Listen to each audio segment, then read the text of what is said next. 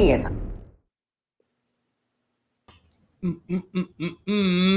Happy Thursday, everybody. Welcome to another lean here for the Real Housewives of Salt Lake City. I'm here with Antonio, and we're here to talk about Salt Lake City the last 2 weeks. I know we missed last week. Obviously, it was a holiday. Yes. And so we missed it because, hell, why not? We was holidaying. We was holidaying. Shit, not this land. We're holiday. But you know, we are gonna cover a little bit. Hey, Shantae, we're gonna cover a little bit. We're gonna cover a little bit of last episode and this one. Obviously, not the whole thing, but you know, just like any housewife show, this show is really great. But they do kind of repeat the same thing, so I'll make sure to cover what I can. But we want to focus on last night's episode, which actually they both were really good episodes. Salt Lake City, just when you think Salt Lake City cannot get any more chaotic, they get even more chaotic. And the things they argue about is just so like, is this what we're really talking about? But it's so entertaining. And I will say, honestly, of this run of Housewives, I think they may have take the cake as like the best franchise this year.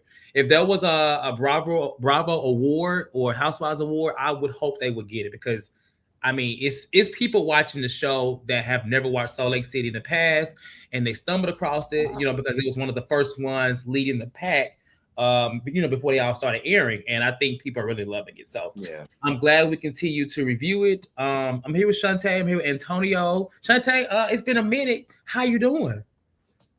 Good. Can y'all hear me? Because I feel like my earbuds aren't working.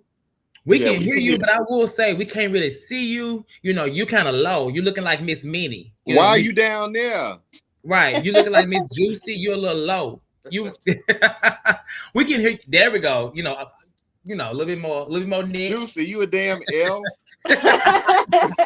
No, my earbuds are definitely not working. I don't know what happened. I joined with them on and they not working at all. So I don't know. Sometimes it does this, so you just have to just leave and come back. But we can hear you just fine as long as there's no echo. You know, we'll let you know if it's low budget. But good to see you, Antonio. How are you? We seen you earlier this week. You know, you really are showing why you are still the highest paid. I mean, Jesus Christ. Money ain't a thing. Throw it out like rice. I'm good though. How you doing? I'm good. Ready to talk about this episode. I watched the last night's episode today at work, so I was really excited to get in here and talk about it. Make sure y'all hit the like button. Make sure y'all subscribe to the channel. We're gonna be here for the remainder of the season. They actually filmed the reunion today. It's going on right now, I believe. The seating chart was interesting, but I didn't see anything wrong with it. I saw some comments, people saying Mary shouldn't be that close, and she was there because of her son. I'm like, girl, what? And they were saying they felt like, you know, Bronwyn should be first chair. I like Bronwyn, but I don't know if I got first chair. I ain't gonna give her first chair. I think Bronwyn was. I don't think she should have been at the end. I agree, but I do think that where she is seated is good, and I'm okay with Angie or Mary being first chair for that side because honestly, to me, it's like two groups on the show, kind of anyway. I didn't want Mary to have first chair, no, but I don't mind her being anywhere else. Because it doesn't really matter at the end of the day. I mean, the first year after that, it's like, girl, who cares? You know, Whitney at the end. Whitney really didn't have much going on. Because honestly, when you think about it, Whitney, if you thought that Whitney and Lisa were going to be first chair, you were wrong. Because that storyline is tired. Like, to me, that storyline is the same as what we're seeing on Beverly Hills with Dorit and Kaya. Like, it's just stupid to me. All right, so let's get into the episode because we have a lot to cover. I want to make sure we get in and get out in a good amount of time, get our callers on. So we'll go back to last week's episode, and I'll kind of like sum things up, you know, briefly as I always do. And if I miss something, let me know. But we'll try to get through it as fast as possible. So last week's episode, you know, they had the campfire event hosted by Whitney and Heather. And the basis in this episode, a couple things happened. You know, Mary and Meredith had like a little spat at the Tiffany event. And so we see Mary and Meredith get together. Well, Meredith is there and Mary is like basically an hour late or whatever. So, you know, Meredith calls her kids. It's like, oh my God, I can't believe that not only did I extend the olive branch to someone that kicked me out their house, but she's also 45 to an hour late. So when Mary actually shows up, you know, they kind of start out talking and Mary basically feels that it was disrespectful for Meredith to walk out of her house.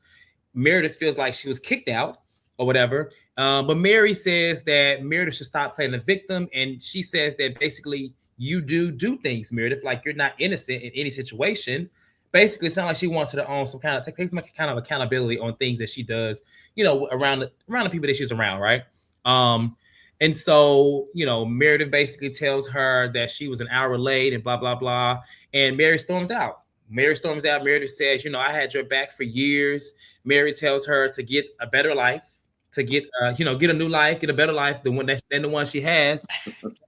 That's kind of how that ends. I mean, their friendship is kind of in a weird space right now. We'll talk about it more in the new episode, but that happens. But we also see Lisa and Angie. I guess they kind of come together for once and try to fix it. But in this whole conversation, just like any conversation with Lisa, Lisa's really not letting Angie speak. But what I did like about this scene was Angie basically telling Lisa how, where, like, why she shuts down, and basically what I took from it was like how to be a friend to her, like how she doesn't like her talking down on her, anybody that, because clearly, honestly, Angie likes people like that. She like Jen, she like Lisa. But I think this is kind of a way of her saying, like, listen, this is why I shut down. This is why I don't like it when you speak to me this way, blah, blah. So I thought it was a good scene for her. And so I'll stop there and get any thoughts on either of these scenes between Mary and Meredith and Lisa and Angie. Shantae.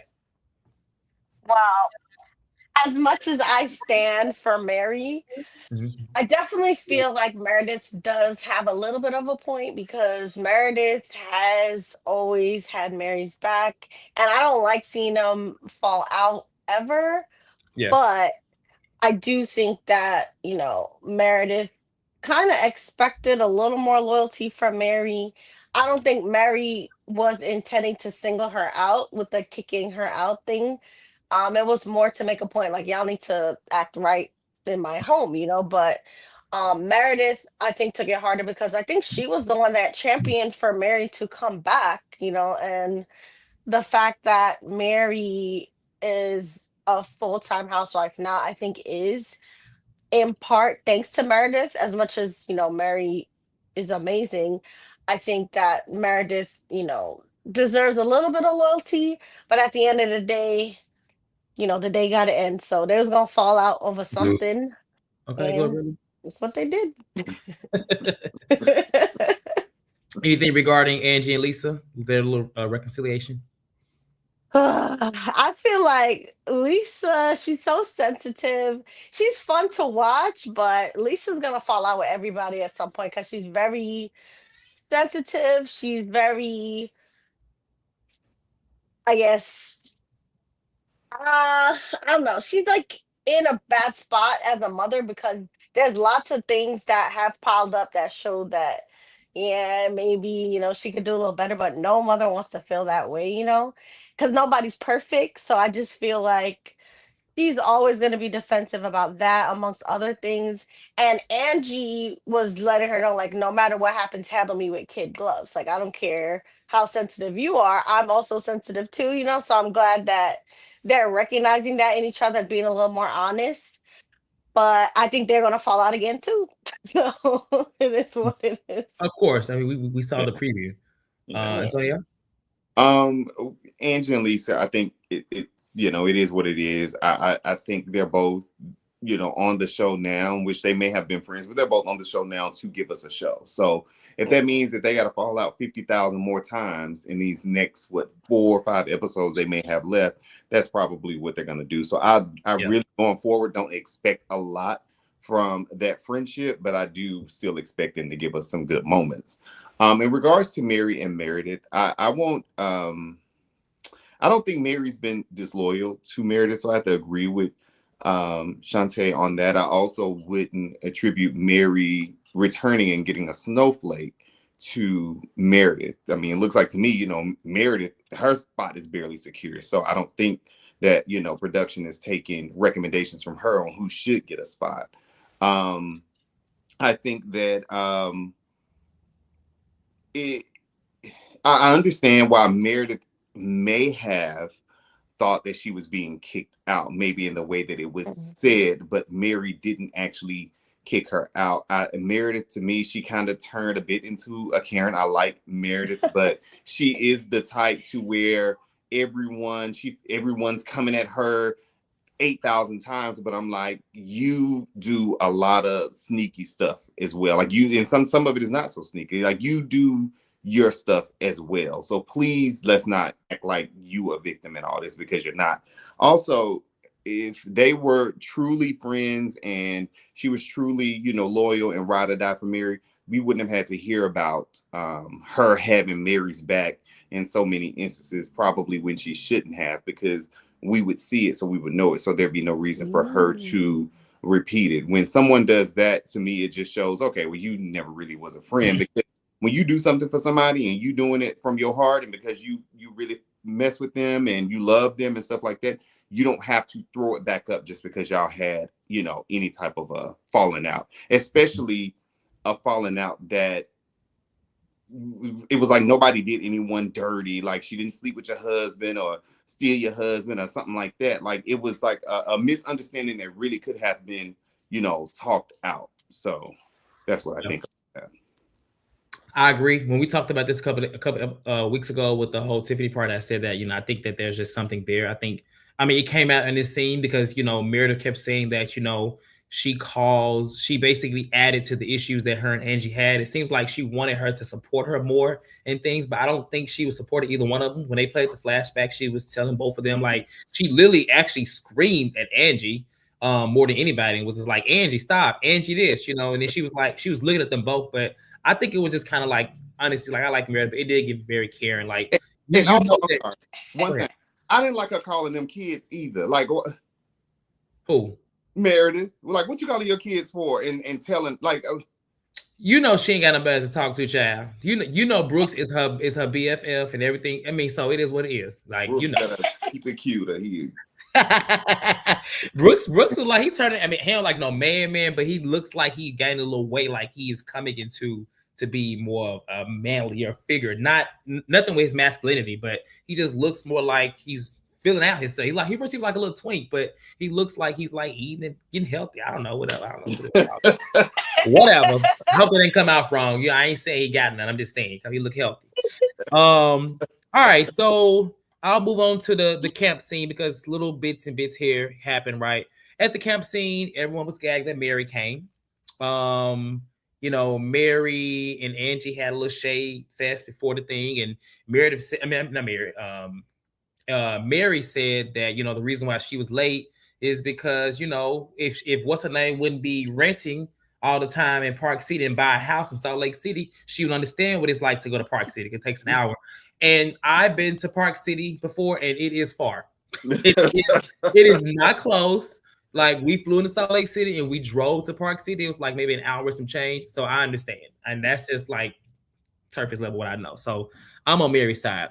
They play a potato sack game. They eat. They talk about favorite memories of girls' camp and things like that. The girls' camp trip, whatever, was supposed to be a way to bring them all together. However, nothing of that happened. Instead, Brittany was there, you know, talking more about her religion and whatnot. And they kind of questioned Brittany about her religion. Angie's like, okay, so what kind of Mormon are you? You know, like, in my church, we take wine and things like that. They brought this back up. Mary said that Brittany's two-faced. You know, she goes on about that. This also sparks an issue between Lisa and Mary a little bit. But Angie steps in and is just like, yeah, Meredith, that was very rude of you to leave. And you accidentally took this gift or whatever it was she took. It was a book. It was the gift that Mary had given. One of the gifts. Right. And so Meredith's like, you know, I'll happily give it back and, you know, throwing her little shade. Honestly, Angie out of line right here, because what she is, she's kind of feeding into what Meredith is saying. You know, this is a moment where I feel like, honestly, Meredith should have been like, Angie, stop. Like you're not really helping the situation.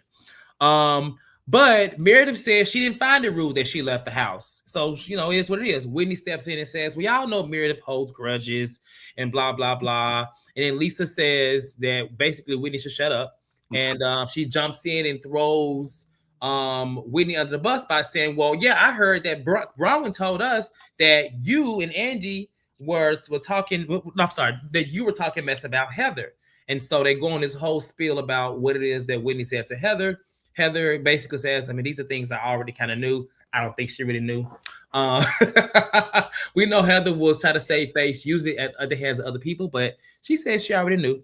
So it is what it is. So then Angie, basically the eyes turn on to Bronwyn between Whitney and Angie because they're like, okay, girl, we was cool with you. Like, what the hell? Like, what are you trying to do? And they basically say that Bronwyn twisted their words or whatever. Lisa comes in and, Angie's like, well, clearly you didn't hear right. Why don't you use one of Meredith's hearing aids? And then Meredith's like, wow, my hearing aid, my disability. I cracked up because Meredith caught a stray out of nowhere. Lisa says that Whitney is lying, and then Mary is like, no, she's not lying, and she calls Lisa a game. Her and Lisa have a back and forth to where Mary says she thinks she's the fakest person she's ever seen in her life. And they just go back and forth and back and forth and back and forth. They start talking about the Fendi jumpsuit because we know that, Mary felt the way that Lisa came to her house is something that she already had. Lisa's talking about how she sat next to Kim K and Michael Jackson or whoever she's next to at the show. I don't know who she was next to, child. And even throws another stray by saying, who want to be friends with you? Like, you're the same person. I don't know why. Mind you, she's beefing with Meredith right now, but she's trying to convince Meredith why she should not be friends with Lisa, bringing up the whole, she called her a whore in New York thing, and ends the argument by saying that both of them need to get their life together. Both you two are just a mess. You got to get y'all life together. I'm like, what, Mary? It was just so much. But I'll stop there. Get you guys' thoughts on any of that. It was just a lot of argument going on. You got Bronwyn versus Angie and Lisa. Then you got Lisa versus Mary. Then you got Lisa versus Whitney. Then you got Meredith's hearing aid versus the world. There's a lot going on. Antonio. Yeah, that scene was a lot. It was like almost like a domino fell and everything just kind of went crazy. The main thing, one of the main things I think from that was Bronwyn. I like Bronwyn, I really do, but I didn't really understand what she was trying to do in that car when she was like, oh yeah, well, I was surprised they were throwing an event together because some of the stuff, Whitney said together. I'm like, in my mind, I'm thinking, Bronwyn, you gotta be cool with somebody. Like, you knew you can't fall out with everybody on the show. Like, you have to learn, kind of play chess, like think smart, like don't feel like you just gotta always say, like, you need to have some type of allies with some of these girls on the show. So that was just odd. And then she, storms off. I kind of like when things didn't really go her way, like she wanted to leave. I like Bronwyn. I just didn't like that she did that. Mary has been articulating herself better this season and last season, but I wish that she would really think about what she's saying before she says, not that she said anything wrong, but I think the point in some of these arguments are to have the argument and then to get to a point of where there's some type of resolve. But in most of these situations that we've seen, there hasn't been much resolve. It's only been arguing. But I think if people did kind of listen more or, spoke with intent, then they'd be able to get a lot further than what they actually have gotten. I still don't even know why Brittany there. I don't know why they're wasting gas money or what. I don't want her there. I don't want to see her. Nothing from Brittany, like nothing. But I did like though that Mary, Mary was like, she the one. Everybody trying to fire Mary on that corner up there. She was one of two of them. But I do hate that Meredith. I don't. I do have someone that's close to me that wear, hearing aids. So that is like we kind of throw our little when we throw our little friend shade. That's one of the things that we kind of stay away from for the most part. We don't really, like tease about that. But I knew that, and because Angie said it, I knew Meredith would take some type of offense to it just because it came from Angie. And I think, we've seen situations where people just didn't like each other before. Like, for example, Nene and Kenya and, some of these other people. But I think Meredith and Angie are now a good example of that as well, where they just they don't like each other. So, yeah. Let me deviate from that area to and ask you a different segment and question, Shantae. So, because I didn't mention this, because I want to close this part out before we get to the last episode. So at the end, it becomes Angie versus Bronwyn, basically. And Bronwyn basically says that, I'm sorry, Angie says that she should shut the F up because it has nothing to do with her. And she says it many times. And Bronwyn just gets so upset and so hysterical that someone has told her to shut the F up many times. That Meredith and her lead, they storm out. And Bronwyn says, if you say it again, she will never see her again. I'm gagging because out of all of this, the one thing that Mary says, she should have never left my house. But what are your thoughts just on this whole thing with, Angie and Bronwyn? And then the follow-up scene, just to get your other commentary, was when we see that the ladies are talking about Mary, that she may be, something may be going on. And the one person that actually gives her grace is Brittany. Yeah. Which I thought was like, it may kind of made me soften up a little bit for her, because it's like, I don't know. Give me your thoughts. Give me your thoughts on those two parts. Okay, well, I feel like Brittany is seeing that these OGs are ganging up a little bit, and I don't think she's being too messy. I think she's trying to break up the chain gang because what's her name? Heather was, bragging about how, we're all battle tested. We're going to ride it out. We always going to have each other's back, And I feel like Bronwyn is seeing all the fakeness and she's like, nah, I'm going to break y'all up, or y'all going to at least acknowledge that y'all aren't as tight as y'all claim by hook or crook. I feel like she has hitched her cart to Mary because Mary is the least fake out of all of them. And I would probably do the same because they're both fashion girls. They both tell it like it is.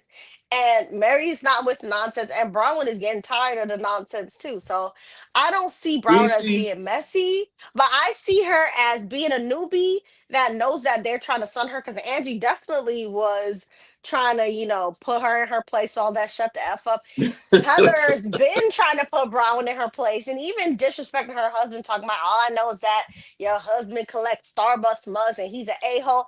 And Bronwyn already is going to be in trouble with her husband if she sneezes wrong. So she is just like, you know what? I'm gonna just expose all of you. I'm not taking no prisoners. All y'all going under the bus. If you told me one thing about this one, I'm gonna run back and tell it. She's a great bone collector. I feel like the way she does it, I don't mind. I feel like she's a little better than Sheree at it. And yeah, I think Brittany is also feeling that she's catching a lot of strays as a newbie. So I feel like she's understanding why Mary can be shown a little grace, because she has not been shown grace at all. They get her every chance. She deserves some discipline because she always doing something. She always starting stuff with people. She deserves some discipline. And to Chase,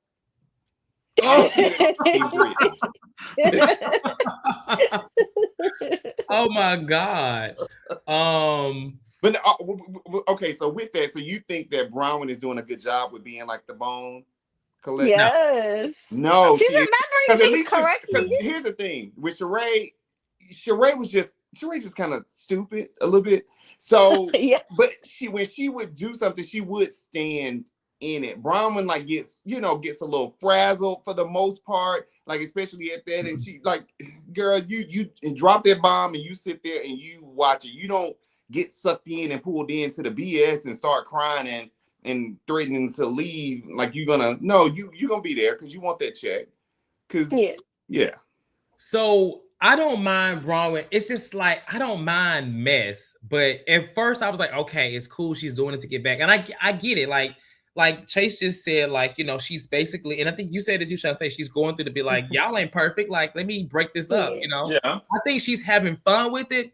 But if you're going to have fun with it, then you shouldn't be walking away from tables. Exactly. I'm sorry. Like, I'm not saying you can't have a soft spot or you can cry a little bit, but if you're gonna be that person, then somebody tell you to shut the F up 10,000 times, then why does that have you so hysterical? I want you to, I don't mind a villain, I don't mind a bomb, I want you to stand in it.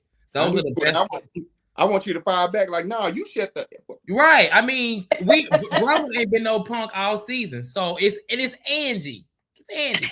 I mean, I like Angie this season, but it's Angie. I mean, we're gonna talk about Angie because Angie, I do see her pattern. I see a pattern with her, and I know what kind of person she is now. And Angie's about that life. She ain't about that life, but she's about that life, and I see that she is. You don't know what she's gonna say, and I'm starting to notice that. That's what I feel. All right, so to close this episode out, so we can move to the current episode. This was the scene with Mary and Robert Jr. This scene, I mean, it like broke the internet. People were sending it to me last week because we didn't review it, but they were sending it to me because they know I reviewed this show. All the housewives, came together, was supporting Mary. Basically, this is where he admits to being addicted to drugs, and he talks about how he's the Xanax with all type of stuff, child. He mentioned everything. Mind you, I'm scared of drugs, so I was even like cringing watching the scene. I was serious and seeing someone that young kind of just admit to like doing things like that could like really end his life. I'll get you guys' thoughts, but I thought it was a really good scene. I thought it was very real. I think this is Mary's best season. I think it takes a lot for you to want to share something like that to everybody. And I think she did it in a way that a lot of people like Mia and other people that like to exploit people in any kind of way can learn from, because this is a way to do it. I also thought she was very compassionate, and she also showed support, not for what he was doing, but giving him grace and not just being a typical parent and being like, hell no, get that. It was just a good scene because she is a Black mother at the end of the day. And so it was a good scene. I'll get you guys' thoughts on it. Yeah, Shantae. That scene broke me. Oh my Jesus. Like basically, I felt like Mary handled it the most loving, the most caring way you could do it. And I love how she kind of held that mirror up to her son to help him see himself as someone that, was worthy to be here, because he was saying a lot of troubling things, about how he just felt like a stain, and how his life is just completely unseasoned and sad. And she's like, you're the joy of my life. And she's like, don't tell your dad, but I love you the most, and all kinds of things that like he totally needed to hear, while holding attention to the fact that he needs to stop what he's doing. She's like, you could die. It was a perfect balance. Like it was chef's kiss. If you're doing an intervention, do it like that, not like Tamra, trying to like shame those people. I just felt like Mary deserves all the things. This show is hands down the best housewife show, I think, this cycle. Mm-hmm. And that scene alone, they need like an Emmy or something. Yeah, she talked. I didn't watch the clip, but I believe there was a clip that came out talking to her talk about her talking about leading up to that scene. Mm-hmm. Did you watch it? Yeah. What did she say? Because I didn't get a chance to watch it today. It was on Watch What Happens Live. She basically was just like, she told him, hey, she was like, they didn't practice for it or anything like that. She was like, hey, we're gonna do the scene, and we just gonna be real, because the goal for this scene now is to try and help someone. So yeah, that's what it was. Mm-hmm. And he's, he did do his rehab, stint in rehab. He is doing good. His wife, or whatever she is, she's still there. Yeah. Mm-hmm. She needs to stay there. Oof. And I ain't making no jokes, but she might be the reason. I don't know. I think they both was kind of, I know, enabling each other. It was, like I said, even with what Shantae said, it was hard to know that, at 16, I guess when I was 16, like 10 or so years ago, I wasn't thinking about, those type of it was hard drugs. Like he was mixing, I was scared to drink alcohol at that age. Xanax, I really was. Cocaine and acid. It's just like, wow, and I get it, he come from a privileged life. She clearly does, gives him whatever it is that he, that he wants. Like, hey, mom, I need this, I need that. And she, does it. But I think what I did like most is that she knew in her mind, and she even, I think, said this last night as well, that no matter how compassionate she was, or even if she was to be very angry or how angry she got, he wasn't going to change or do anything different unless he wanted to, make those changes. So I think it was good that she really recognized and, understood that.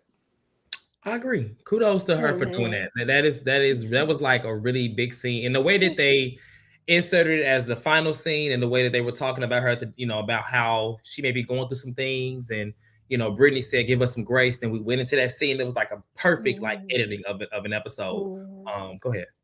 One more thing, and I had thought about this, I think, last week, and I might even posted it in the group, because Meredith even mentioned, like, this isn't Mary, seems like something may be going on or something like that. To me, it seemed like, honestly, they had already maybe heard some rumblings or, gossip, probably in that type of circle. Salt Lake City really ain't that good. And then, so I'm like, was that kind of, because we know Meredith will drop a little, a match, and then just like, let me see if this can pick up some steam and start a fire somewhere. So I was wondering, like, I wonder if they had already heard, or and that was her way of dropping like a little match to see if someone would actually go ahead and fan the flame and make it a fire, and and say, oh, but yeah, they said her son is blank. Because at that point, I mean, at this point, Robert Jr., although he's still a kid, he is, of an adult age. So, I mean, I won't say, I guess, that discussing whatever he might have on would be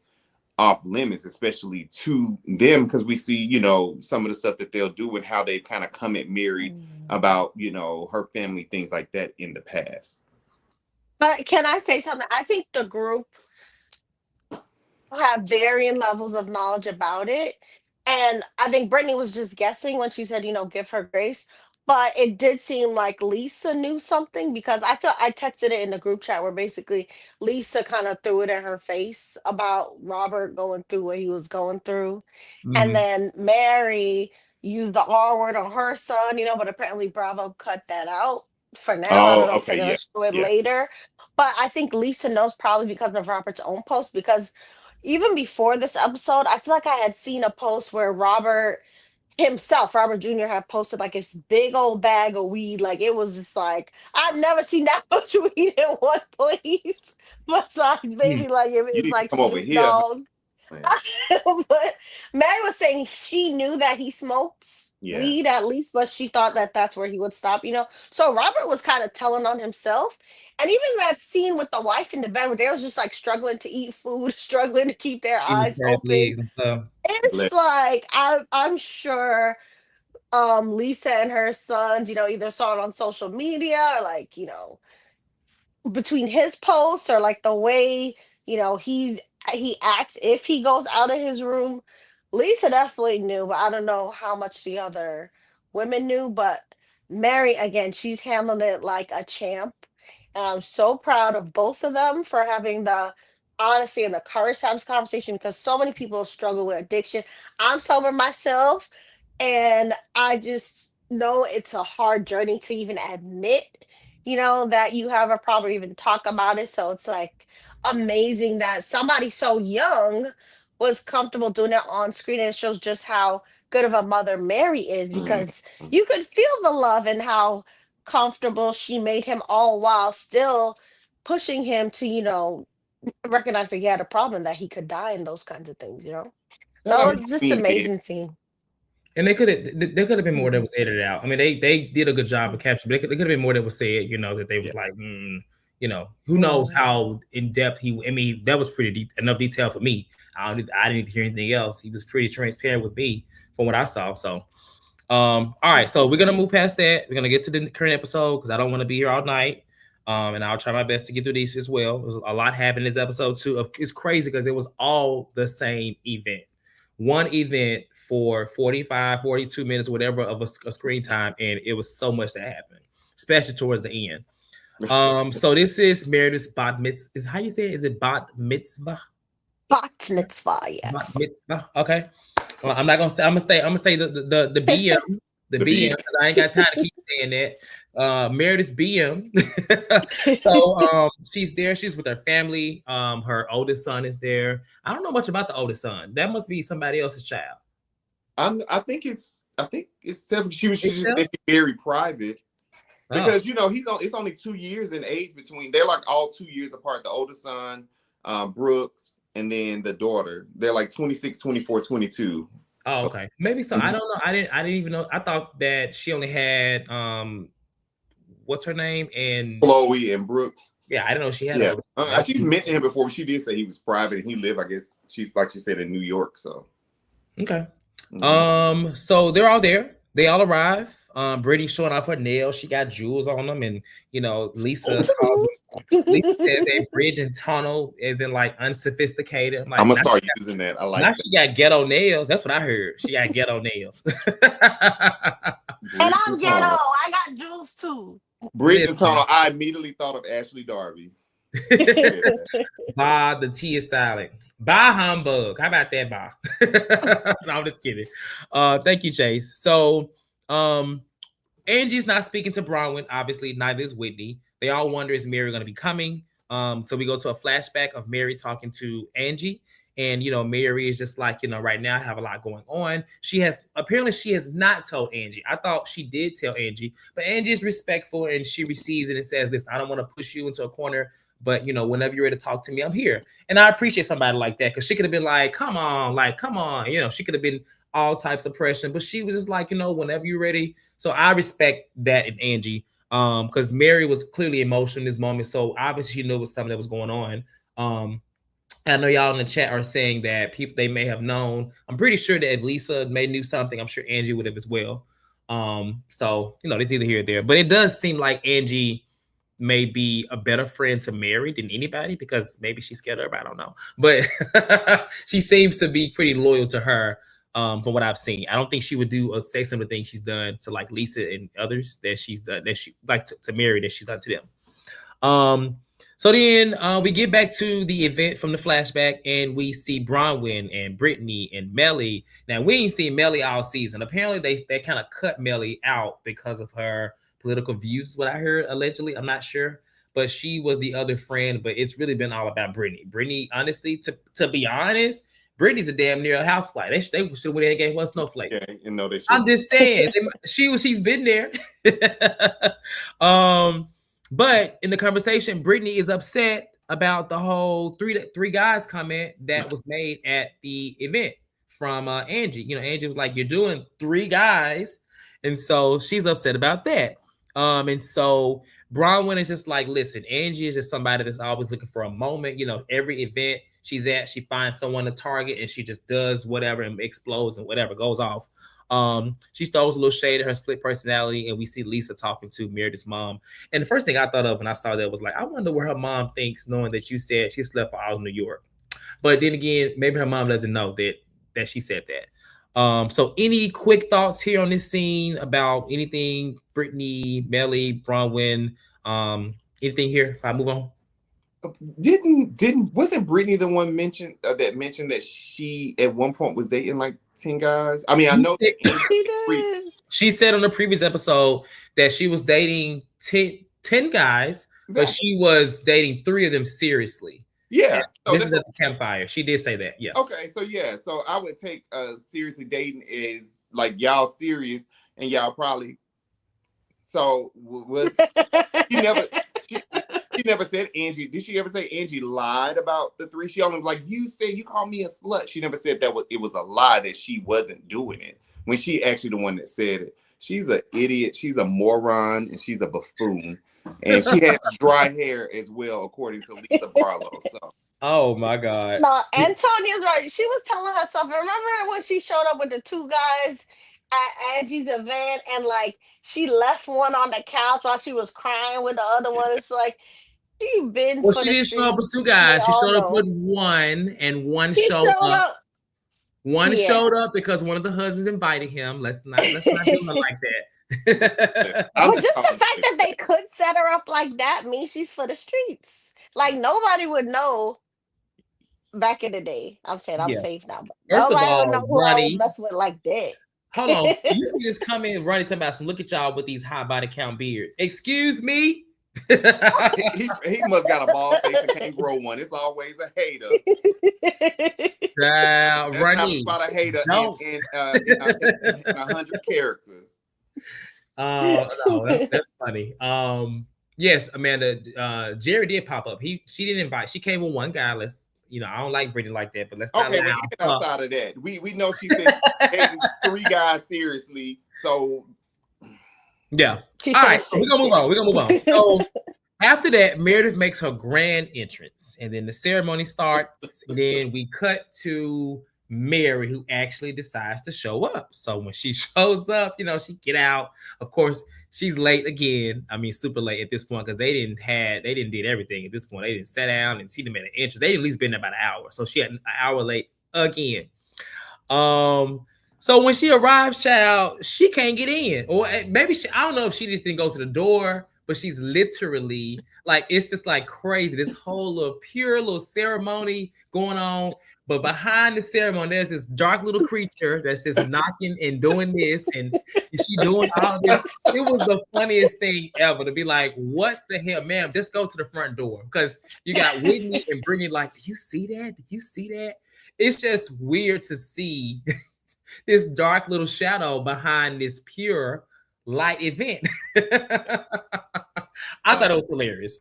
But eventually she does go in. She gets in, and Meredith gets emotional. I think they were trying to make it seem like she got emotional for Mary. I don't think it was for Mary. Or do y'all think it was for Mary? I don't know, but I don't think so. No. She takes a moment from her ceremony and she picks it back up or whatever. And that's the ceremony is nice. It was a lot going on. Meredith was singing and stuff like that. It was touching on things. I'm not Jewish, so I don't really know, but it looked like a nice ceremony. What was it? Molotov? Mazel tov. Mazel tov. Mazel Yeah. tov. I didn't say it. Molotov. Molotov. Molotov. I am so sorry to anybody that may be Jewish. I am not being disrespectful. I just stopped. God. Whatever. I am a part of a Baptist church. I don't know about all that. But yeah, so they get to the reception, and Mary tells Heather that she looks small and she needs to eat. In other words, girl, get out that Ozempic. You're starting to look too small. You know how you go home for the holidays and your grandma be like, "Stop losing all that weight, baby." That's what Mary told Heather. Which is interesting because I mean, Heather is just now wanted to lose all this weight because for years she's been talked about for her weight. So whatever. Mary meets Meredith's son and she's lusting over him. Just like think he's so whatever. She's never met him. I don't think Meredith did say he was private. And so Angie wants to talk to Bronwyn, but she just wants to. She's telling Lisa that she wants to talk to Bronwyn, but she's like, if we don't come out of this okay, I want to make sure that you're still gonna be my friend. Like you won't turn on me to Lisa. And Lisa's like, oh no, like I wouldn't do that. But then we see Mary and Meredith have a conversation, and this conversation actually goes really, really well. They both basically apologize to one another. And Mary says that she just doesn't really want to fight about, dumb things, especially going through what she's going through. But she says like a million times that she loves her so much. So I really hope that this was very genuine. I honestly think Mary is a very genuine person. So I don't think she would say something that she didn't mean. Do I think she'd be shady? And I think she definitely meant the shade that she gave him Meredith about her house. Yes. But I do think that, she does, have a love for Meredith. Or maybe she just went back home and reflected and said, you know what? Maybe this is the reason why I'm here. So I got to be, I don't know what it is. We'll see where they are at the reunion, but it was a great scene. Any thoughts on anything here? Shantae?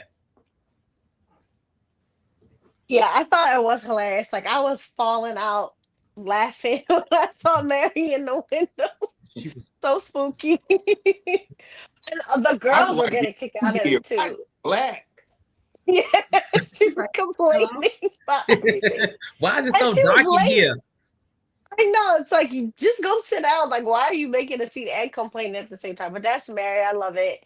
And I definitely think the reconciliation was genuine because again, her and Meredith, they do owe each other loyalty. They go back so far. And I do think that Mary, she knows she's dealing with a lot of bigger things between her family, and the other girls who are way more treacherous. So I think she definitely feels like in the grand scheme of things, her and Meredith's fallout is not that bad.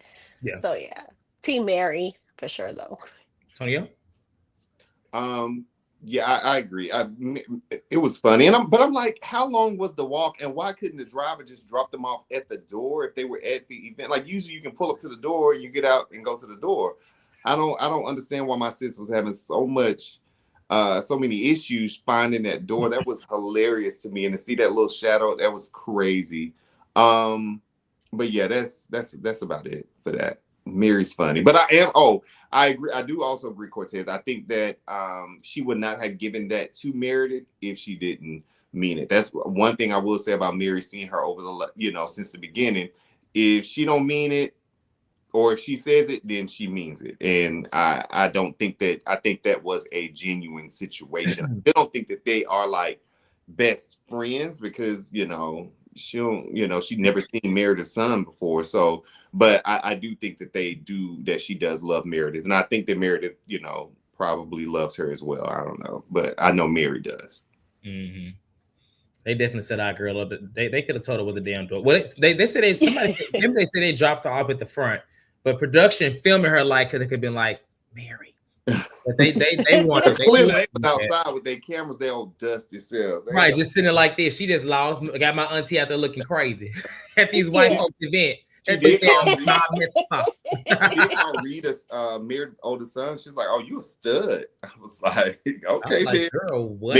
She gonna get Reed. She got Jared and her. She got Jared. She want Donnie. Remember Donnie, the other one. She want the other. Wait, which one was DMing her? Jared. It was Jared DMing her. Yeah. Wow. She a baddie though. Mary looks great. Okay. And she rich, so yeah. Yeah. All right. So this is where things get interesting. So Angie goes over to Bronwyn and she's just like, you look so good. She's trying to charm her. And Bronwyn's like, okay, so is this a path leading to an apology? And Angie's like, what? Are you expecting an apology? She was like, I am. She was like, well, do you think you're supposed to give me one? And she's like, why would I give you one? So Bronwyn goes off. I mean, she goes completely off on Angie for telling her to shut the F up a million times, and tells her, do whatever the F you want, but not with me. That was the exact words. Mm-hmm. Angie was like, okay, well, will it help if I just say sorry? And then Bronwyn is like, no, keep that bullshit ass apology. I don't want that. That's not a real apology. And she's like, well, and then so she gets ready to storm off, and Angie was like, oh, don't do that. That's cheap. And then she's like, you calling me cheap? And she's like, I'm just saying, like, that's a cheap way out. And so Angie basically says that Bronwyn has a thing for inserting herself into stuff. She talks about how she inserted herself into Brittany's relationship. And Bronwyn is just like, you're the person that says she slept with 10 guys. And then she's like, I said she slept with 3, not 10. And then Bronwyn comes for Angie on this, basically how vulgar her language is, about how she told her to shut the F up. And then she's like, I'm vulgar, but you're the one that says, I don't want to have to ride your dick like it's my job, Lisa. And then it becomes this battle of who said dick and who didn't say dick, and dick. And everybody around the party is just like, because mind you, if I was at that party, I would have been like, dick. That's what I would have been doing. So listen, that's what I would do, the same thing, but it was just crazy. So then Todd comes up and I guess he sees what's going on, trying to maybe stop her or kind of get her to calm down. He's like, oh, what's going on? Blah. Angie, you want me to get you a drink? And then she's like, don't get her a drink. Like, why are you trying to get her a drink? And then Angie's like, well, it's your better half. You're actually good. But she's basically poking the bear, poking her, and basically what she was saying. So they storm off briefly, and they get a drink, and you can tell that Bronwyn is like upset. Todd is like, he's looking at the camera, so it's like he's trying to not maybe react in another kind of way than he doesn't want to, but he's trying to tell her that what he was trying to do, but she's just like, no, you doing this, you did that, like you doing this, and even the bartender's looking at them like, what's going on. And anyway, it's a very awkward moment, so I'll stop there. This was supposed to be, I thought it was going to be a nice little scene. I thought they would kind of make up quickly, but Bronwyn went off. She was not having it with Angie and any of her apologies or whatever the case may be. Do you think that Bronwyn would have been receptive at all, or is it just the fact of Angie's approach, Antonio? I think that Me, I actually think it was Braun's approach. Brahman's approach? Yeah, I think had she maybe is this you leading to an apology with me, that ain't gonna work for me. And you interrupted me and not letting me get out what it is I'm trying to say. There was a better way to say it as opposed to her saying it in that that manner that she did, because it gave like if that's not what you're doing, then we don't need to have this conversation. That's kind of what it was given. So I think had she, told let Angie speak, and if she told Angie, hey, so you telling me to shut the F up 7 times or however many times it was, it made me feel this, and yes, I would like an apology. Angie would have given her an apology. I think that Angie at this point, she can be good with any of them at any given time. Like, I don't think, to me, it doesn't seem like it's that deep for her, even with her and Meredith. I think she can be okay. With Meredith, I still don't think that they like each other, but I think she could be okay with her. But I think in that situation, Bronwyn, to me, could have handled it different, because I think the way Angie is, she's more of a, okay, you come for me, and then now I'm going to come right back, for you. So that's, to me, what that was given. I hated that Todd walked up, and I think that Bronwyn would have walked away but when Angie said what she said, like, oh, that's cheap, it's like Bronwyn ain't gonna let that go. So she came back and she was, she was ready to really, kind of go at it some more. But then, Todd walked up and it was just kind of shut down from that point. You could definitely tell that he was trying to be cognizant of the cameras and, what he said. She was a lot more upset than I thought she, I guess maybe would have been. Like, it was crazy, because I'm like, talk about, potty mouth and stuff like that. But I'm like, Brian, we've seen you, say some cuss words and stuff as well. So to kind of try to be on that high horse about somebody telling you to shut the F up, that's like crazy to me. It really is. I like Bronwyn, and I hope she still come back next season, but that was odd. I disagree. I feel like You can. Bronwyn knows what's a genuine apology. Like, God, hey, and hold on, my son wants to say hi. Hey. Hi. Hey. But no, Bronwyn definitely could sense that Angie was trying to finesse her, and trying to basically apologize in a half-stepping kind of way, but she wanted a sincere apology, and that wasn't the time and place to have that conversation. So, if anything, I think Bronwyn needed to have that conversation with Andrew somewhere else. And Todd, I don't think he needs to be going to events with Bronwyn anymore, not the ones that are filled, because he's stopping her shine a little too much. Yeah. He is a little too classy, I guess, for them girls in this show. And he doesn't know how to speak to Bronwyn or the girls the way that would make a great scene anyway. It's always like the party stops, like the DJ record scratch when he comes around. And I don't think Bronwyn is gonna make it if her husband has any say about it. I don't think he wants her on the show, or rather, I don't even think he likes the person that he sees when she's outside, Like, in Yeah. my culture, we have a saying that, like, come live with me and come see me are two different me's. So, like, he knows the Brown that's like subservient in the house, but I don't think he really knows his wife and how she likes to dip it and do it, and get her respect with the other ladies, and he's not letting her do what she needs to do. So I like Bronwyn, but I feel like her husband is gonna be the reason why she don't stay on the show. I've been saying that for a while now, actually, Mhm. since the trip. I know you haven't been here, Shantae, but that's what I've been saying. Mhm. 'Cause it ain't looking. If she doesn't come back next year, it's because of him. She would love to It be there. is. But he does not like that camera. The way he looked in that camera, he looked very uncomfortable. Like he looked at Mhm. the camera like, oh shit, I'm on camera.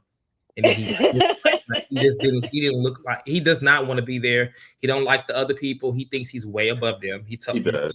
when they were on the trip, they was like, you people or them people, whatever he called them. He did not really care for them like that. So I mean, And Lisa and John got that mediocre that tequila. You know what though? I was watching the after show, and one thing that kind of was like, because Angie, their house is on the market because they showed their house on the first episode of the new Selling Salt Lake show or whatever it's called. Okay. And she was like, yeah, Todd has actually shown interest in our house because he really loved the house. And Brown was saying how Todd hated like the renovations and stuff like that for their house. So he hates their house. And I guess the way that it looks, but he really liked Angie's house. And she was like, well, but there's not enough room for all of their dogs. And they were just kind of like, if he said he'll live there by himself. And I guess Bronwyn and Angie live walking distance from one another. Bronwyn can stay in the house that she's already in. And then, he can live in Sean and Angie's house because they're getting a new house built now. Yeah. Okay, Todd, whatever, Todd. Yeah. Yeah. I didn't watch the Salt Lake City show, but I may try to watch it. I have a lot of TV on my plate. But I hear it's really good. I know that one of the girls, I think her name started with a T, was supposed to be on this show. She filmed with them, but was it last season or the? It was. I think it was last season. Okay, I think it was last season. Yeah, it was. I remember them talking about her. And if it wasn't last season before last, but I believe it was last season. Okay, pretty sure it was last season. All right, so then we get another scene of this same event. So Whitney and Heather, they talk. They just want to clear the air. Whitney wants to clear the air and let Heather know that, listen, I was not talking mess about you. The words were twisted. Heather is like, we good, girl. Like, there's nothing that you can say that I don't already know how you feel. So it's like, okay, bad weather is just going to be bad weather, right? Lisa walks up. Whitney is still pleading her case to Heather. And Lisa interjects. And then Whitney is just like, would you let me fucking speak? Like, and then Lisa's like, oh wow, don't talk to me like that. And then she's like, you interrupted me. And then Lisa's like, oh, like you interrupt all the time. Honestly, Lisa is a very childish woman. You ever notice how she's like, she wants to one up you in an argument with the stupid, like she was like, because I think Whitney was like, oh, like you always interject. And she was like, you interject. I'm like, Lisa, please. Like, I don't know why she does that. It's just so weird to me. But for you. Right. Lisa says, well, that basically you do lie, Whitney, you do make up stuff, but how about we get all the ladies together and let's figure this out right now. So, everybody get together and at this moment, Brittany, Bronwyn, and Melly are like best friends. They're taking selfies and Brittany in this confessional is so happy that she is besties with Bronwyn. And it's just crazy how Bronwyn in this moment, this wasn't even in the confessional. She said it in front of her. She was like, who knew I'd be friends with you two? Fell out. That is so rude to tell somebody that. And they just over there like I would have been like, what you mean, you two? Anyway, it was hilarious to me, but kind of bully. I didn't like it, but I did like it. I didn't like it, but I did. It's kind of, I'm weird. So anyway, she gets them all together, and the conversation starts out with Angie and Bronwyn about everything that's going on, and Brittany kind of takes side to Bronwyn. She's all on Bronwyn's arm, and she's just like, you know what, Angie, you say things to be so dramatic. You called me a slut. And so she was like, you said I slept with 10 guys. She was like, I did not say you slept with 10 guys or whatever. And so, they're going back and forth and, having a little moment. And then Bronwyn slips to the side and is just like, well, honestly, just to be messy here, I'm going to say that she says that you called her a slut because you're one. You were one of your past. And then Angie's like, oh, the Greek mafia came out then. She's like, really? I'm a slut? And so it becomes a whole back and forth mess, really one-sided, because Angie just lets loose on this girl by telling her that her hair looks very pornish, and she has high body count heels, high body count pants, and high body count hair. Now, she had me at the hair because Angie has done hair all of her life. She was a whole stylist. Her husband was a stylist, so I guess she would know what high body count hair was, right? But she just goes on and on and on and on, even to the point to where it's like you would think that Bronwyn and Lisa are falling out. But even in this moment, Bronwyn is just like, this is so shady. Like her nipple is at her Versace dress. I'm just like, she's right there. Like Bronwyn was on 10. Bronwyn said, you know what? I'm gonna be messy at this goddamn bar mitzvah. I'm gonna have a good time. And so Brittany storms off, and then she calls her slutty Brittany. And Lisa says, "You just shamed her hair. Like you just slut shamed her." She's like, "I didn't slut shame her. Like I hair shamed her." So Brittany goes over to Melly, and she Brooks. and well, she goes over to Brooks and Chloe, and Brooks is just like, "That's so mean." She tells them or whatever, and she kind of calms down a little bit. She goes over with Bronwyn and Melly, and Brittany wants a picture, a selfie, and Bronwyn says, "Well, honest." Look, wait, she said, what she say? Hold on, let me go back because I got it all wrong. I got it all wrong. Yeah, so she's upset, and once Angie realizes that Brittany's crying, is when she like, oh wait, she's crying. So she goes over. And Brittany is just like, she called my hair the slutty 90s hair. She just kept calling me a slut. She's hysterical. She tells Meredith, and Meredith is just not, she's already upset, right? Lisa tries to make peace, so she brings Angie over to her, and she's just like, Angie's like, well, I love your hair. And Lisa says, no, you don't. She's lying. She does not like your hair. And so Meredith is just still upset.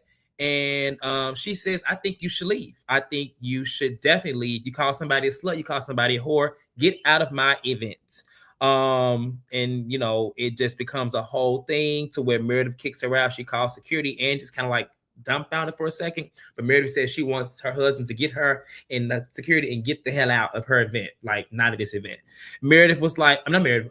Angie's like, I came to support you. This is great for a bar mitzvah. And I'm like, girl, you've been saying dick. You couldn't have thought that, this was any different. You kicked out. Please stop trying to save the damn act or whatever. Andy storms out, and she basically says, I brought you a gift. By the way, you didn't bring one to my house. They give her this coat, but the coat is not hers. It's actually Brittany. She throws it on the ground and she storms out. Lisa goes to console her. And Angie's starting to like kind of lash out, but Lisa's like, don't like stop before you say something really mean. And I find that kind of be ironic because she is the queen of the hot mic on Salt Lake City, right? But she kind of sides with Meredith. She basically says that, she doesn't see why Angie doesn't see her part in this whole thing, like, or this is anything. Because in this moment, like, I ain't gonna say who started it, but I will say she did have a part in it. She was just going off on that girl. And to end off the scene, we find out that Lisa has planned the trip to PBR, one of my favorite places to visit.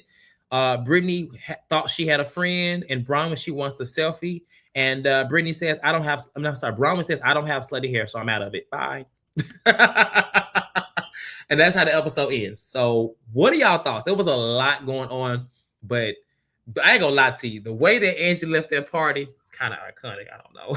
I kind of live. Just the way she threw that jacket. It was just like... Brittany walking over and picking the jacket up off the floor. It was... It was so it sad. Was, I don't know, it was like, I shouldn't think it's iconic, but it was kind of like, I don't know, like in that moment, Angie turned into a whole different person than I ever thought she was. And it really gave Jen Shah. I don't know. She's slowly becoming a mini Jen Shah. I don't know, like 100%. And it's kind of scary, which I don't like that. But Antonio. Okay, so the whole... Listen, the thing is, Brittany started it. Like, they had already, I thought, hashed out the whole, you talking to three guys or whatever the case may be. I thought they hashed it out at the breakfast at Tiffany's brunch or whatever. So for her to come in and like, you called me a slut, that was a lie. So now since you are telling a lie on me, and then also, she did, but she was like, yeah, maybe that's what her and her husband were doing, is actually what Brittany, and her high body count hair said.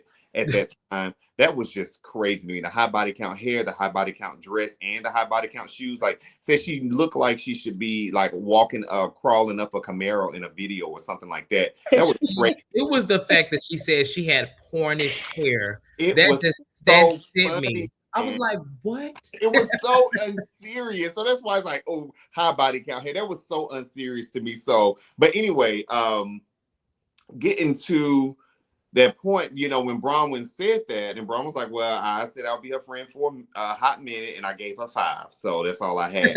I'm just like, you can't.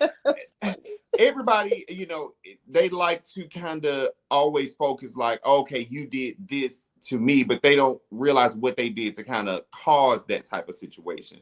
So you know, the lady, you know, the lady, she probably would have got another apology from Angie had it just been, you called me something like, no, I didn't call you a slut. I didn't say you slept with 10 people or anything like that, because we've seen it and we know that Angie didn't say that. But when Bronwyn, I think, added that fuel to it, it's kind of like, just made it oh, worse.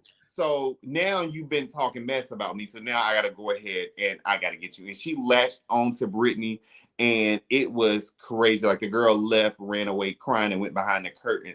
It was so funny to me. And I think that I don't see Brittany as being built for this type of platform, because we've seen her, you know, at the brunch, what about me? And you know, stuff like that. It's like, I don't think she's really built for this, and built to, like, you know, in her mind, to where she can go one-on-one with majority of these women, because they keep like eating her alive. And it's like, you gonna leave crying, and if that's how you're gonna be, then don't start it, and nobody, and she won't have to finish it, is how I felt. Meredith, you know, felt the way because she said Angie, you know, made reference to her. You know, they played the clip, you know, her, you know, I don't spread my legs outside of my marriage, but she didn't realize what she did to, you know, she didn't say what she did, or what she said, rather, to actually receive that response from Angie, you know, at that time, with the whole husband situation. So, or insinuating that he's cheated, or whatever the case may be. So I think with that, I think that Meredith, you know, doesn't like Angie. And I think she, you know, hired the security people to be there. I think she was waiting for that moment to say, okay, Angie is Angie again. Yeah, go ahead and kick her ass out. Grab her and her husband, who looked amazing in that black suit, that black turtleneck, and those shades. Sean looked really good. I have to go on, you know, I have to say that. He did. He did. He looked really good. But, you know, for her to do that, and Angie was like, oh, really? So 2 big security guards, and I'm 5 feet tall, 100 pounds, or whatever she said. I just thought it was funny. And she was still there, peeking through the crack between the 2 men, you know, arguing with Meredith. That was crazy to me. And the whole throwing the jacket on the floor, I liked all of it. You know, I liked it. I thought it was good housewife. But to me, it wasn't like, you know, very deep. She didn't cut her to the white meat. I don't think she was slut shaming or anything like that. I really looked at it as, you know, fun shade. So that's just kind of what I got from it. I do like that at the end, though, Lisa kind of calmed her down and said, oh, well, you know, you kind of you know, started this, but I think that, or, you know, kind of being on Meredith's side. But I'm like, Meredith saying like she can't be friends with any woman that would say that. And I'm like, well, girl, we saw what Lisa Barlow did a couple of seasons ago. So we're gonna cut all that out, Meredith, and just say, hey, I don't like her, and she did something else to piss me off, so I didn't want to hear, so I put her out. But don't make that type of statement, because we don't believe it. Valid. Shantae?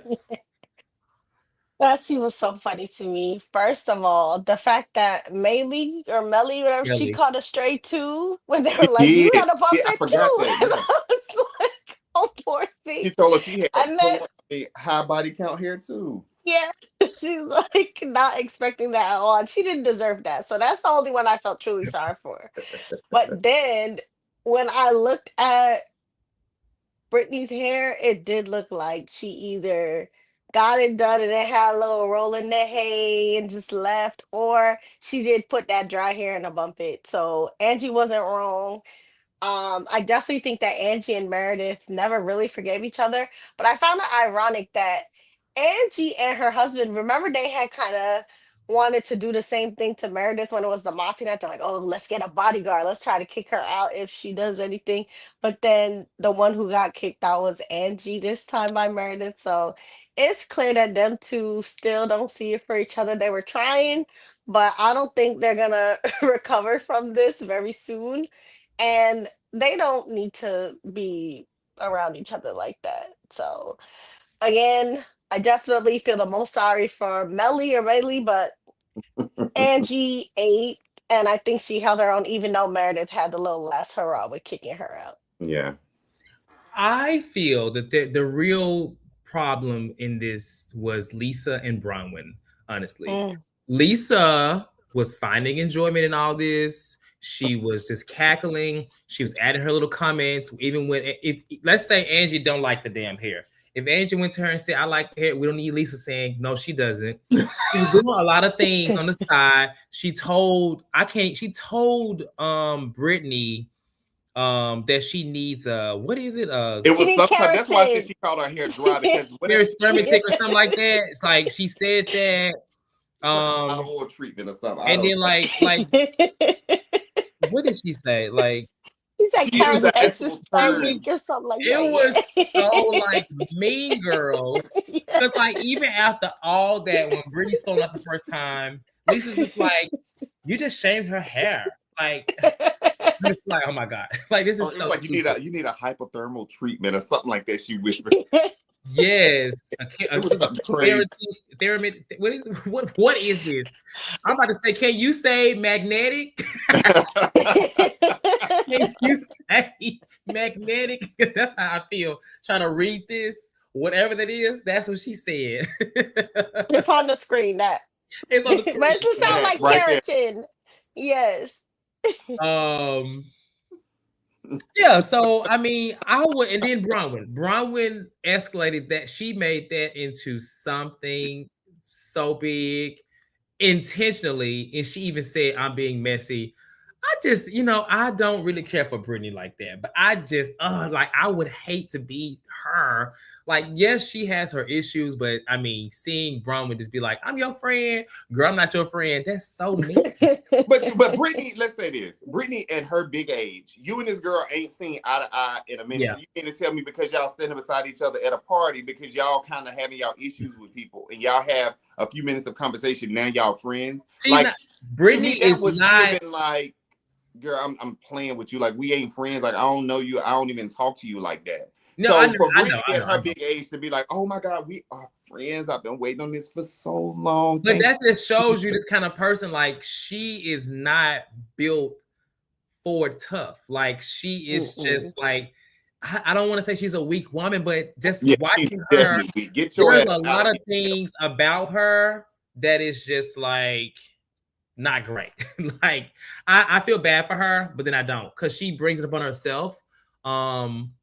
But she been on social media lately. I think on Thanksgiving she posted videos of her singing "Wicked." She sounds great. It seems like she's a great singer, pop star. No. It definitely seems like she's a great singer. They talked about that on the after show as well. Like, because I guess there was that situation where Bronwyn was like, she didn't necessarily believe Britney had been on Broadway, and it's like, that's an easy fix. Britney, just show us whatever. But yeah. But overall, like, I really enjoyed this. I enjoyed the scene between Bronwyn and Angie about the dick, because that was just something we love to hear things about dick. But this scene with the high body count here, was just like chef's kiss. It was just so stupid. What I was gonna say about Angie, I do think there is some truth into Angie creating all these big dramatic moments. Angie has literally been in every heated discussion this season, and there's more to come because we know she throws something, I believe, at Lisa in the preview for the mid-season trailer. Now I used to always say that we used to always say that Angie was really thirsty. I don't think she's thirsty, but I will say she is definitely loving where she is on the show. Oh yeah. And I think she knows when the lights come on, she transforms and where her identity came. And that's so I enjoy it. I just hope it doesn't become like excessive to where she's always arguing at every event and doing all, because it's only going to be funny for so long. Like have your moments, but she's given us some great moments this season, and she's first chair. Congratulations. You know, apparently she was supposed to be on the first season, but she didn't make the cut. So she made an appearance the second season. She came in as a friend of Jen Shaw's third season, and then she got her final snowflake the fourth season. Here she is, fifth season's first chair. So she's doing great. I just hope it doesn't become overkill. That's all. Yeah, I agree with that. She becomes unbearable. So yeah. But she's growing on me though. I didn't used to like her. I don't mind for what it is right now. She's definitely a housewife. She can't read, but she got some stuff to say. And when she says it be stupid, it be funny. I enjoy her. She's fashionable, so I don't mind her. Only like Brittany has to go immediately. And if they kicked Whitney off, I'd be okay with Whitney or Heather. I have been okay with Whitney kind of being quiet this season. I feel like Whitney is trying to make things stick, but nothing is sticking for her. And why we heard nothing else about that jewelry and leaking stuff to the they okay. The thing is what Whitney does, like she did in this episode last when she was like, Meredith holds grudges, or she grabbed Meredith's phone. I think she's trying to do things to get involved in the mix, but it's nothing sticking. That's why she's last chair, because realistically she is honestly, her and Heather are the most interesting women on this cast this season, in my opinion. Lisa's close. Lisa, she got her little drama with Whitney and Bronwyn and Angie, but that's what's keeping her up there. Everybody else, like outside, like Mary's okay, Bronwyn's been okay. I would even rank Brittany above them other women. I would. I don't care for her. I don't care for the Osmonds, but she's doing. Look at him, Antonio. Listen, it's my square. It's my square. But no, this is how I feel. So, any final thoughts on either of these episodes? Really good episodes. I hate we had to cram them into one, but obviously the holiday was last week. With the reunion being filmed today, there is probably maybe 3 or 4 episodes more left, because usually when they do the reunion, there's like 2 to 4 episodes left. So we're at the end. We made it, y'all. Any final thoughts on this episode or the last episode? Not for me. I think it was a good episode. I hope it continues to grow. Now, I did not see. It didn't look like Mary was in Mexico. No, I don't think she goes. Oh, okay. I think somebody said that she basically chose to stay back with Robert Jr. Okay. And that's okay. If Mary has been, this is the most engaged she's been since she joined the show. She has been on everything. She's been doing relay races, zip lining. She has been doing everything. So I think she's been fine. She gave us one of the realest scenes that I've seen in a long time on Housewives. I agree. She has worked. I don't think she has to go on a trip and just make more arguments, especially considering that what's going on. They allegedly cut out all this stuff between her and Lisa. That's good, because who wants to hear more race talk? Like, we've already experienced this before. Honestly, I don't really care. I'm not that invested, so no thoughts there. But any final thoughts on this episode before we don't have any callers in the queue, and that's fine. So then we're gonna lean out of here because I got a new video game to go play anyway. So any thoughts, Chantel, Antonio? Right, 2 episodes. They're wonderful. Okay. Yeah. And good to see you guys. Are you going to be joining us back soon? Or are you going to be too busy again? No, it was the most busy, like October through, the end of November. But yeah, I'm back. So we'll see you Thursday then. Probably. You know what? On that note, we're gonna lean out. Thank you, Shantae. Thank you, Antonio. Thank you guys in the chat. Amanda, Art World, Kid Cruddy, MJ was in the chat. Tori B, Chase was in the chat. No Chase TV. Who else is here? L Vision, Sean, Blake. I'm just going through the chat. Ronnie. Okay, you know what? I think he was talking about you with the high body count beard, because he couldn't be talking about me. But I mean, listen, even if he was, child, don't worry about what I got going on over here. You won't be one of them bodies, so it don't matter. We just playing Ronnie. I know that's right. Carrie was in the chat. Shout out to everybody that watched. If I missed your name, I just couldn't get through everybody. But if you watched tonight, thank you for watching, and we'll see y'all next week for episode 13. Okay. Yeah. Have a good night. Peace.